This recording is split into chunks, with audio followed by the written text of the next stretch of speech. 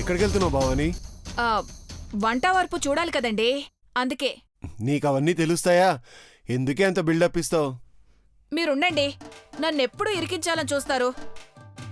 నీకంత సీన్ లేదులే, వెళ్ళు. అమ్మా, అందరూ నమస్కారం చేసుకోండి.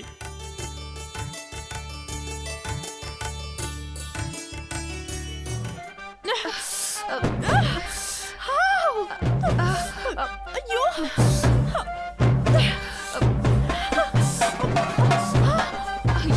అంటే వీపు గోకండి. అమ్మా, అబ్బా, ఇక్కడ గోకు. అయ్యో, అంటే దురదగుంటాకు మన చేతికొచ్చినట్టుంది. నీ చేతి వరకే వచ్చింది, నాకు కాళ్ళ వరకు వచ్చింది దురద. వెంటనే ఐస్ పెట్టుకోకపోతే మంటకిలా ఉంది. పద ఐస్ పెట్టుకుందాం. అమ్మా,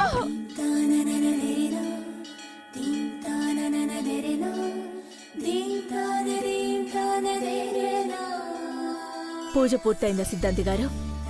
పూర్తయిందన్న మాటే గాని మీ పెద్ద కోడలు ఎవరన్నది తెలుసుకోలేకపోయారు కదూ?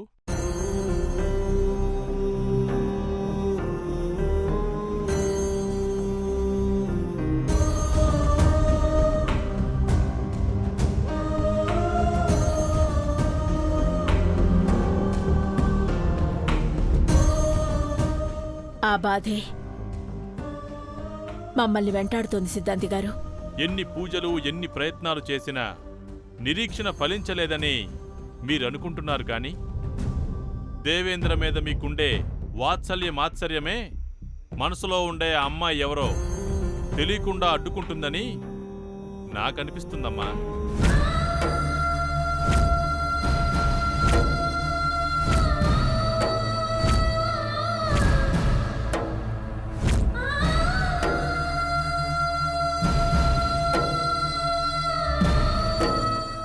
అదేంటి సిద్ధాంతి గారు అలా అన్నారు? అఖిల ప్రేమే పెదబాబు ప్రేమించిన అమ్మాయిని తెలుసుకోకుండా అడ్డుకుంటోందా? నిదానంగా మీకే అర్థమవుతుంది. మీ మాటల్లో ఆంతర్యమేమిటో మేం పసిగట్టకపోయినా మా పెద్ద కోడల్ని మాత్రం కనిపెట్టి తీరుతాం సిద్ధాంతి గారు. నాకు కోడలు దొరికినట్టుగా అఖిలాకి కూడా పెద్ద కోడలెవరో తెలిస్తే బావుండేది సిద్ధాంతి గారు.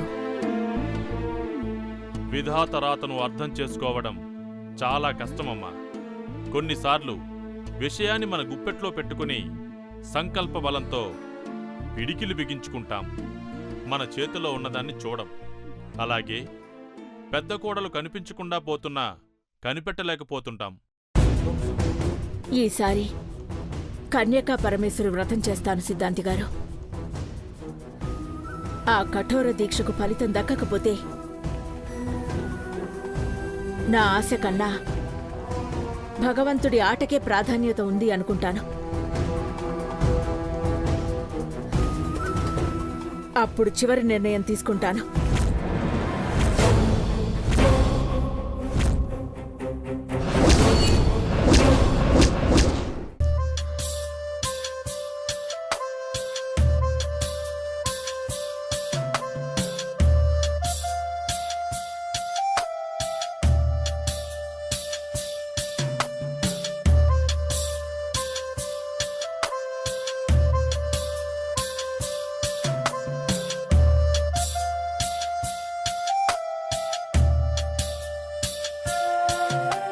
రా పార్వతి,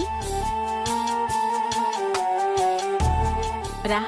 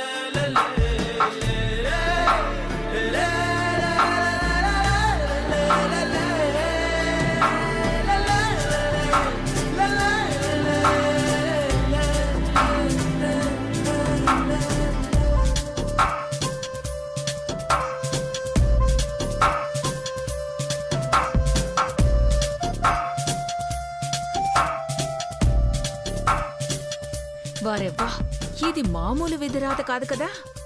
అది ఎలా ఫీల్ అవుతుందో చూడు. కట్టుకోబోయే మొగుడిచ్చిన చీర కట్టుకున్నానన్న ఫీలింగు, కాబోయే అత్తగారే మెళ్ళో నెక్లెస్ వేస్తోందన్న ఫీలింగు రెండూ మిక్స్ చేసి సావిత్రిలా ఎక్స్ప్రెషన్ ఇస్తోంది చూడు.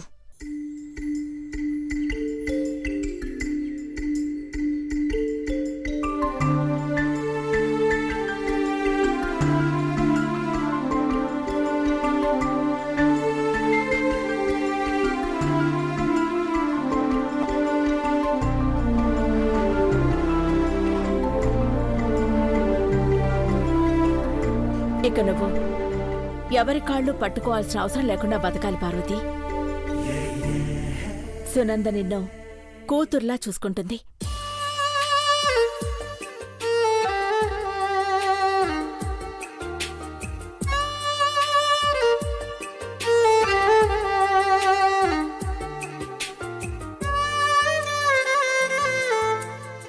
పార్వతి, ఏం కాదు. అమ్మగారిని వదిలి అమ్మ దగ్గరికి వెళ్తున్నావు అంతే. ఏం చెప్పినా ఏడుస్తావేంటి పార్వతి? హ్యాపీగా ఫీల్ అవుతావు అనుకుంటే కంట తడి పెడతావెందుకు? అది అంతేలే చిన్నబాబు. బరువైన నగ, భారమైన జీవితం, ఉద్వేగం ఉప్పొంగితే ఏడుపు రాదా మరి? పార్వతిది భారమైన జీవితం కాదు, బంగారమైన జీవితం. ఆ అమ్మాయి ఎక్కడ అడుగు పెడితే అక్కడ సుభిక్షంగా ఉంటుంది.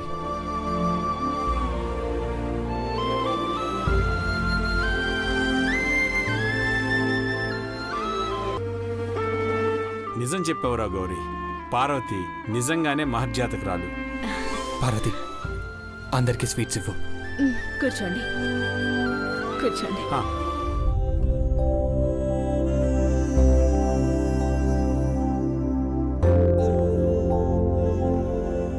ఆంటీకి ఇవ్వు పార్వతి.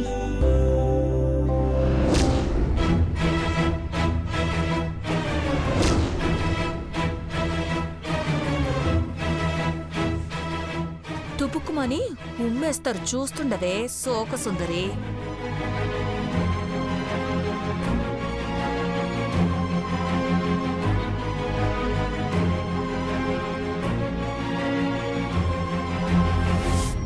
అఖిల, మా కోడలు స్వయంగా చేసిన స్వీటు అమోఘంగా ఉంటుంది.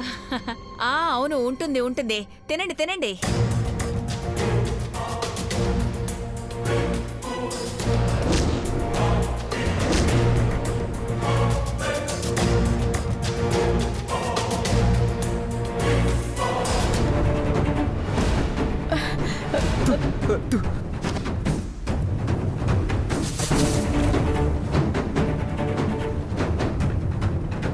ఏమైంది అమ్మగారు? ఏంటిది పార్వతి? తినగలమా? ఇలా చేసేవింటి పార్వతి? బాలేదా అమ్మగారు? స్వీట్లో పొట్టుందే, పశువులకి దానా వేసినట్టు వేశావా?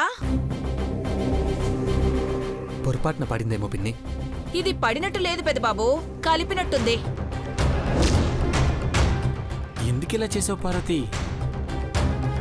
అమ్మ తోడయ్య గారు, నన్ను చేసినప్పుడు బాగుంది, కానీ ఇప్పుడు బాలేదంటావు. అసలు నీ మూడ్ బాలేనప్పుడు వంట చేయమంటావు. మాది బుద్ధి తక్కువ. పార్వతి, ఒంట్లో బాలేదా? ఒంట్లో బానే ఉందక్క, మైండే బాలేదు. అసలు దానికి పెళ్లి ఇష్టం లేనప్పుడు మనం బలవంతంగా పెళ్లి చేస్తున్నాంగా.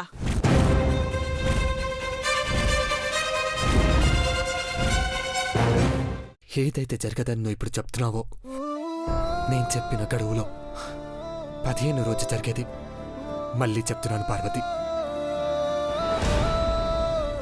ఆ రోజు గనక నా ప్రేమ గెలవకపోతే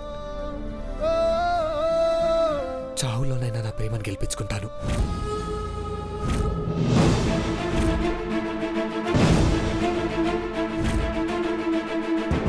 పెద్దబాబు, పెద్దబాబు, పెద్దబాబు, పెద్దబాబు,